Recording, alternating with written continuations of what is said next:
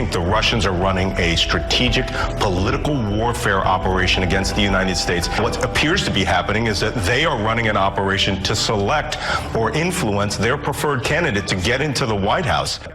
Let's go back for a moment to 3 years ago this very weekend, when my next guest predicted that we would eventually find out that Russia meddled in our election. I think we are in a situation of a national security crisis that is only going to get bigger. I think the Russians are running a strategic political warfare operation against the United States. What appears to be happening is that they are running an operation to select or influence their preferred candidate to get into the White House. Democratic establishment of choosing a presidency is under attack right now, and we really need to take this seriously. Joining me now is Malcolm Nance, MSNBC contributor and author of The Plot to Destroy Democracy. And Malcolm, happy anniversary. Is it happy? Is it truly happy? Unhappy anniversary. 3 years later, I've got to come back and reiterate everything I just said in 2016. And that you said repeatedly, and so we were not warned, right? So we knew that what was done, because thank goodness we are friends with you and we're able to talk about it. But what do you make of the fact that the Speaker of the House, knowing what happened, whether or not he read your books, which he should have, we don't know whether he read them or not. There is the Mueller report, which talks about all that this is known, but we don't seem to have a consensus on binding together to protect this country from it happening again. Well, there is a consensus for binding together to protect the country. The problem is that consensus does not include the President of the United States or anyone in the Republican Party, and certainly not the Republican leadership. Moscow Mitch, as Joe so aptly has called him, because at any other time in the Cold War, that's exactly what he would have been labeled, is now using his position as the leader of the Senate to block all ability of the United States to defend itself at the state level, to defend itself at a federal level, and is actually allowing them, putting the building blocks in to allow them to attack this election without consequence. Yeah, and so there's a couple of things here. This is the election 2 for my team here. Newsweek has an article talking about Mitch McConnell receiving donations from voting machine lobbyists before blocking these election security bills. Here's a little bit of it. The Senate bills would likely burden the 2 largest election voting machine vendors in the United States, Election Systems and Software and Dominion Voting Systems, with new regulations and financial burdens. Together, the companies make up about 80% of all voting machines used in the country, and both have far-reaching lobbying arms in Washington, D.C. Many of these lobbies have contributed to the McConnell campaign, reported Sludge last month, an investigation outlet that focused on money and politics. I mean, Mitch McConnell, as the leader of the United States Senate, you would think his first order of business would be to protect his country. But he does seem to be very reluctant to do anything that would prevent him from still having his guy in the White House. Oh, absolutely. You know, let me play Elie Mystal here for a few moments. Please do. Okay? Your hair needs to grow a bit more, but go on. And I need to be much funnier.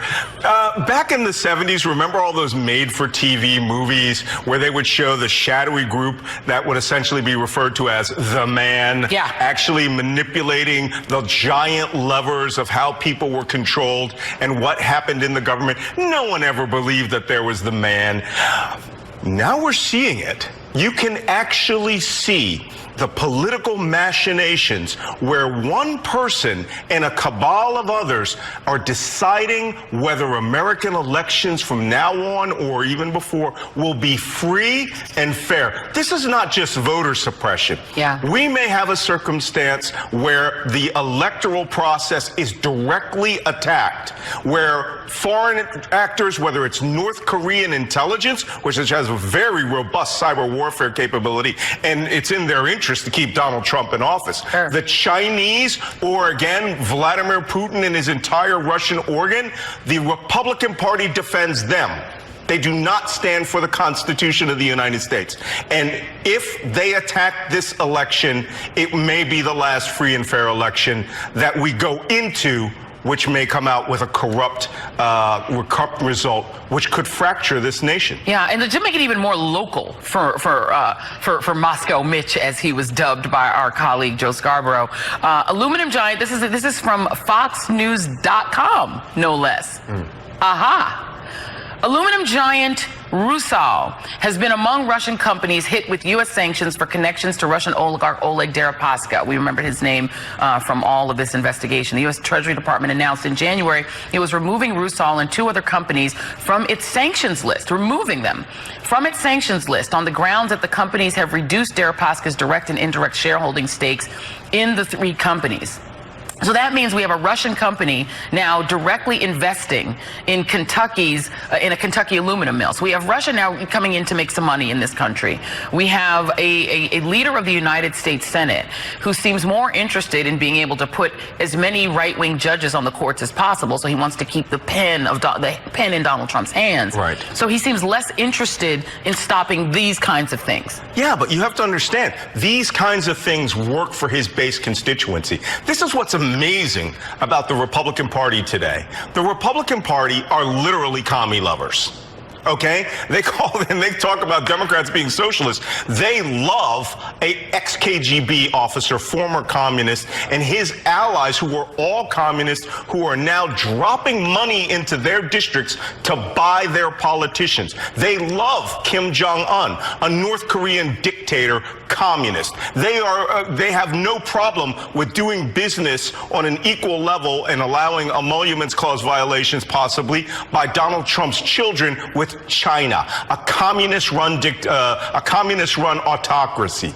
So they don't care if the money comes to their districts. They'll take commie money, all right? But then they will go off and they will call anyone that opposes that anti-American. This is the most anti-American thing that is happening in this country today, is the selling of American politics to dictators and communists. You know, you have Dana Milbank wrote a piece this week hitting McConnell, Mitch McConnell, and because what Mitch McConnell is claiming, that Democratic attempts to protect our elections from foreign meddling, and again, you've made a very clear point, because now it's not just Russia that are interested in getting involved in our elections and choosing our president and helping to choose our president. So here is a little bit from Dana Milbank's op-ed. He said, so here are some things that in our system today are, quote, partisan, in the sense that if we were to do them, they would advantage the Democratic Party over the Republican Party. Securing our voting system from foreign hacking, allowing every American to vote, making it as easy as possible for Americans to vote, ensuring that all votes count equally. So now those are now considered partisan.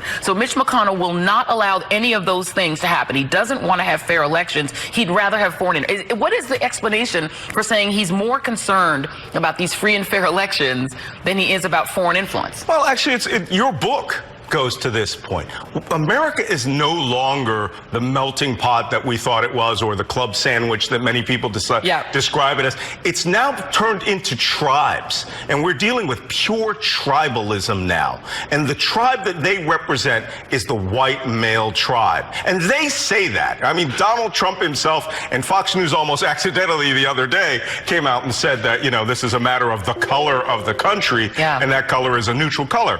All right? The rest of us, the other 65% of America who believe with our hearts in the phrase e pluribus unum, from many one, we are no longer part of their calculations. Their tribalism is to put one tribe at the top, and they will keep it at the top, whether it's an apartheid type system or not. And that's why Donald Trump uses these racist tropes and pushes white supremacy and allows them to feel good about owning America. And they are willing to sell the country to do it.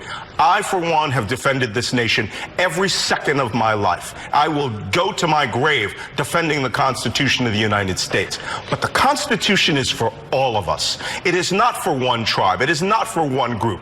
It is truly an equalizing document. And as the motto of the U.S. Army is, this we'll defend.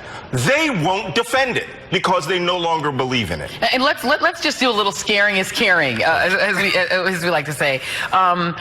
Give us, I mean, if the next election is intervened in, not just by Russia, but maybe by North Korea, maybe by China, maybe by many other autocracies who'd like to do business with Donald Trump. Sure. Number one, give us what that scenario could look like. What's that, give us our worst case scenario. What does that look like if our elections are no longer just between Americans and other Americans? This could be bad. And I don't say that with any measure of hyperbole. My entire life has been boiled down to my career goals were intentions of our enemies and warnings, giving you that. And I am not joking when I say this could be the last free and fair election in American history. It may not be a free and fair election. Look, even players like Iran, who have also a good cyber warfare capability, they have an initiative to an interest to make this election be filled with as much chaos as possible, if only to punish Donald Trump. So we should see that all sorts of foreign actors and cyber actors and human intelligence agents, as we saw Russia bring into the United States before. It is in their interest to create not just chaos, but to bring the United States to the point where its system of government, this constitutional republic, no longer functions for the American people. Yeah, and where essentially our elections are decided by foreign governments. Sure. In part, at least. This is scary. It's scary, but we do it because we care. Malcolm Nance, thank you very much. It's always good to talk to you. And I guess happy anniversary to us talking about foreign interference in our election. There's nothing happy about this. Not happy. Thank you very much. Always love to talk to you.